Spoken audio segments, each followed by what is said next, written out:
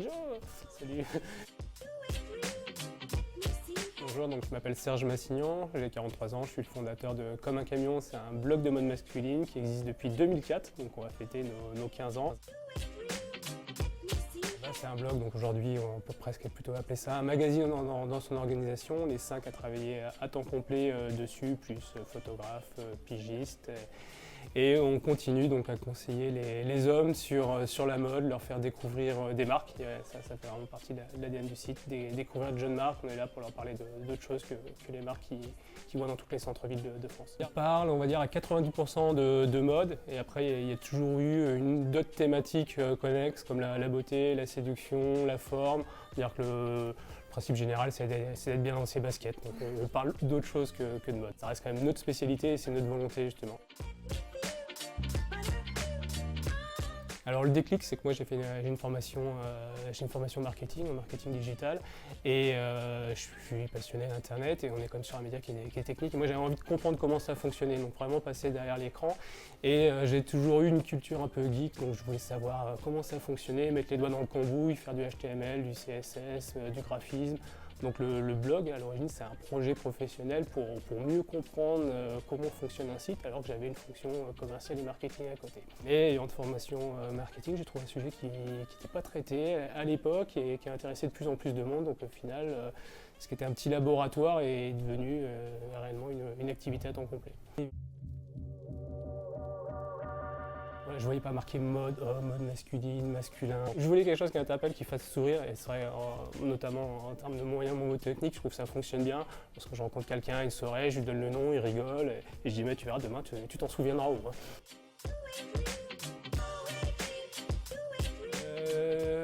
C'est déjà beaucoup de travail, comme je dis, ça fait 15 ans que ça existe. Alors il y a eu plusieurs étapes, hein. Il y a eu une étape où j'étais salarié, donc j'avais deux métiers, je travaillais tous les soirs pendant 3 heures, je travaillais tous les week-ends dessus, donc déjà c'est beaucoup de travail. C'est pas acquis pour autant, parce que ça évolue, les choses évoluent en permanence, donc il faut être capable de se remettre tout en question. On repense toujours à notre ligne éditoriale, le business model évolue en permanence. Il n'y a rien d'acquis, je me dis que la réalité d'aujourd'hui sera très différente dans 2 ans, donc il faut toujours anticiper et de se dire tiens, comment je fais pour rester numéro 1 en proposant le contenu que les personnes souhaitent, le format qu'ils souhaitent. Voilà, ça c'est une remise en question permanente. Bonne réflexion. Moi j'ai existé avant Facebook. D'ailleurs, on m'appelle une conférence, à la fin on me dit bon bah merci Facebook, et moi je réponds merci Google. Parce qu'en réalité, moi j'ai une culture de contenu qui est liée à ces années-là où le trafic était majoritairement généré par Google, et c'est toujours le cas, 70% de mon trafic est généré par Google. Les réseaux sociaux dans leur ensemble c'est 5% de mon trafic. Donc c'est assez annexe. Pour moi c'est un relais, c'est secondaire et ça reste secondaire parce que mon business model est différent de celui-ci. À une époque, lorsque Facebook a commencé à prendre de la puissance, ça a surtout été un indicateur pour les marques, un indicateur de notoriété. Parce que lorsque je parle d'audience, lorsque je dis à une époque on avait 100 000, 200, aujourd'hui plus de 500 000 visiteurs uniques, ce chiffre il est pas public, donc c'est vrai que pour une marque c'est regardez, c'est la popularité à travers le nombre de fans Facebook. Clairement depuis quelques années, l'indicateur c'est Instagram. Donc le nombre de followers sur Instagram, les interactions donnent de la valeur aussi, publicitairement parlant. Un peu faux évidemment parce qu'on sait que notre trafic vient majoritairement de Google, mais il a fallu prendre en compte ce paramètre. Et puis ce que j'explique souvent en interne, on se dit tiens on est un petit peu moins bon là-dessus sur Instagram par rapport à ceux qui font que ça, et je leur dis ah mais pensez que en termes de création de contenu, ils galèrent un peu plus parce que ok faire des belles photos c'est bien, mais écrire des beaux articles avec un vrai contenu, c'est un autre métier et c'est le nôtre. Comme tout support, comme tout métier, comme le boulanger qui se lève tôt le matin pour faire du bon pain, c'est du travail. Donc c'est clair que faire une bonne photo, forcément c'est du travail, c'est du stylisme, c'est trouver un cadre. C'est une régularité, c'est clair, surtout lorsqu'on lance une activité comme ça, forcément au début on a 2 personnes qui nous suivent, c'est un gras, et puis la semaine d'après il n'y en a que 10, donc ça prend beaucoup de temps, donc il faut vraiment y croire. Et si on produit un bon contenu, forcément ça intéresse les gens au bout d'un moment. Alors au sein de la société, c'est une bonne question. C'est assez compliqué, alors surtout au niveau rédactionnel. On a un modèle qui fait que ça ne peut être qu'un homme parce qu'on a des mecs qui essayent des boosts, qui essayent des costumes.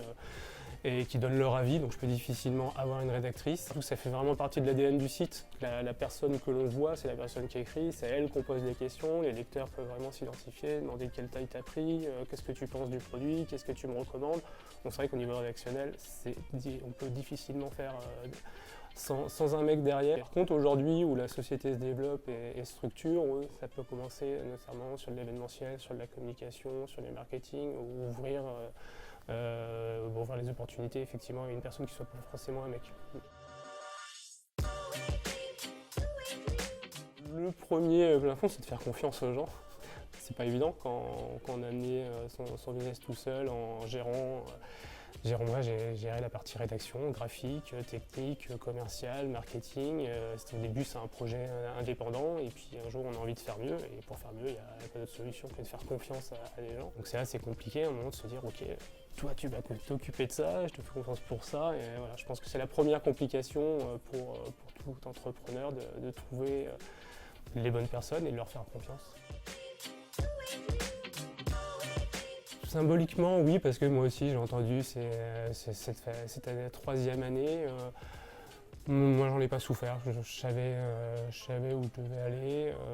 Je suis resté très raisonnable au début, notamment sur le salaire que je m'ai versé. J'ai dû accepter effectivement d'avoir un salaire qui était bien moindre au salaire que j'avais en tant que salarié. C'est vrai que les premiers bénéfices que j'ai faits, j'ai pas hésité à les injecter entièrement dans la refonte du site. C'était un investissement assez important et j'étais assez serein sur le fait que je faisais les bons choix. Alors Jo, c'est un pseudo d'écriture au tout début. Forcément, j'imaginais pas du tout que ça allait devenir une activité professionnelle et qu'on m'interpellerait sur un plateau, sur un open space en disant « Hey Joe, salut !» C'est sûr que ça m'a fait sourire, c'était pas censé sortir du cadre de ma chambre, j'ai presque envie de dire. Ça crée des situations assez cocasses d'ailleurs, parce que j'ai des gens qui m'appellent en me disant « Ah oui, j'en ai discuté avec Joe sur un salon, oui, j'ai eu Serge au téléphone. » Attendez, c'est la même personne. Mais je conserve ce pseudo d'écriture, c'est une dédicace à l'origine du site. Et avant d'être à l'origine du site, c'était une dédicace à mes potes de lycée. On l'a. Super.